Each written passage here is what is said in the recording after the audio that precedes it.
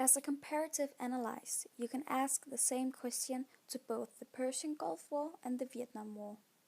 Why did USA get involved? There are two theories of why USA got involved in the Gulf War. First, we have the economic theory. The economic theory stresses the importance of control of Gulf oil and the role of oil and oil revenues in US capitalism and the world economy. The war with Iraq is because of oil, said Senator Bennett Johnson, chairman of the Energy and Natural Resources Committee, in February 1991. The other theory is the political theory. The political theory embraces the pressure of Middle East politics, the role of US as a global policeman, and the imperatives of the national security state established after World War II to contain communism and beat back national liberation struggles. The aim of the war with Iraq is to create a new world order, said President George Bush. While these are both theories, the reason why USA got involved in Vietnam is pretty clear. USA wanted to beat communism and stop it from spreading. The Persian Gulf War was seen at the time as a turning point in international relations. It was the first time that superpowers had cooperated in a major military action under the auspices of the United Nations. President George Bush's embrace of the collective security in Iraq was built on cooperation with Soviet General Secretary Gorbachev through explicit authorization from the UN Security Council on the use of force to stop aggression.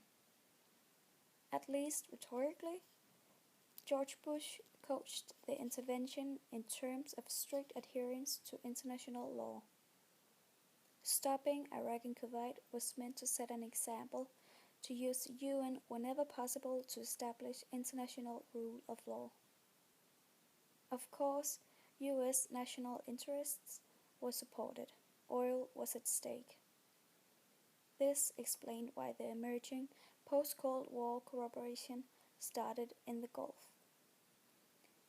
The absence of interest also explains why the New World Order, as George Bush declared, was put on hold when President Clinton pulled US troops out of the UN humanitarian mission in Somalia in October 1993. Patriotism under the Gulf War. In February 1991, the United States and its allies launched a 100-hour ground war that drove the Iraqis from Kuwait, crushed their army, and forced them to surrender. With Iraq to Allied casualties running a reported 1,000 to 1, few military campaigns have been so overwhelming, and fewer wars had been so successfully and expeditiously concluded. The 425,000 US troops returned to joyful triumphs unseen since World War II, and the war leadership of President George Bush and Colin L.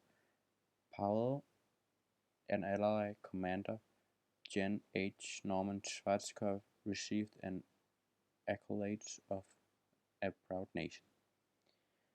Yet barely 18 months after Iraq's defeat, after an official ceasefire was accepted and signed in April 1991, Mr. Bush lost his bid for re-election to Bill Clinton, with assistance from Ross Perot.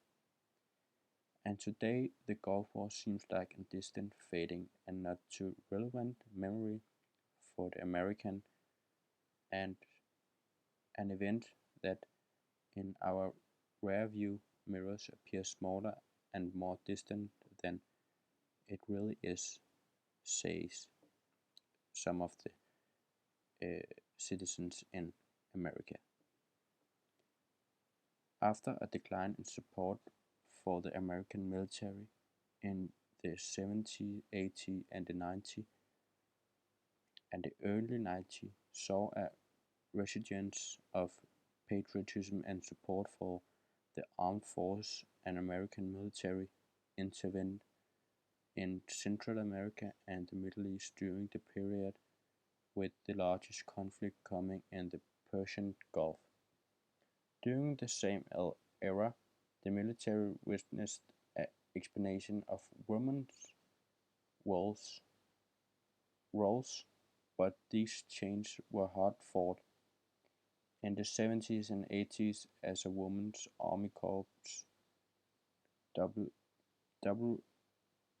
WYAC, and other auxiliary forces gradually gave way to a gender-integrated military who served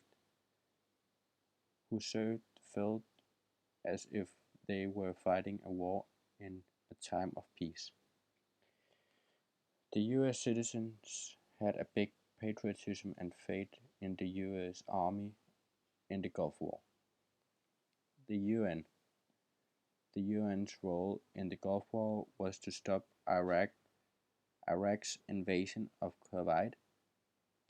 The press criticized George Bush for pulling the troops uh, to back too early to the US and not sending them to Baghdad, where the real fight was going on. The press was alone with the critics of George Bush when the US armies and George Bush was supported by over 80% of the American population. Yeah. The Gulf War started the 2nd August 1990 when Iraq, led by President Saddam Hussein, invaded neighboring Kuwait and claimed the country. War in the Gulf is not a Christian war, a Jewish war, or a Muslim war.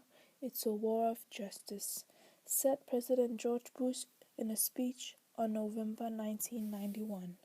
An officer from the US Army has been quoted as saying the following: "Some people say that the news media is the enemy, but in fact they are a battlefield and we must win on it." This quote is essential to the role of the media came to place in the Gulf War. The US government had had a bad experience with the media in the Vietnam War, where journalists' critical reports were instrumental in increasing resistance in the United States against the war.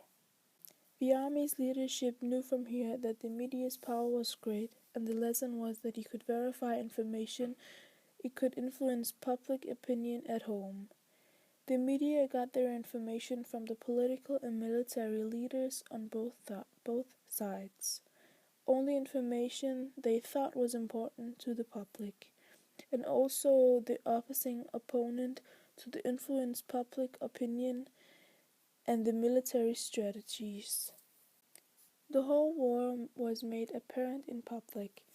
The Gulf War in 1991 put the relationship between the media and the war to renewed debate.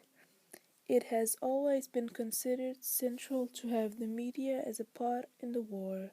Media, newspapers, radio, movies was the weapon that was used to fight for own cause and damage against instead. Vietnam was before these weapons considered to be neutral. They were led by who guided the media. William Randolph Hearst decided that his newspapers, the San Francisco Examiner and the New York Journal, supported the American war in Cuba in 1898.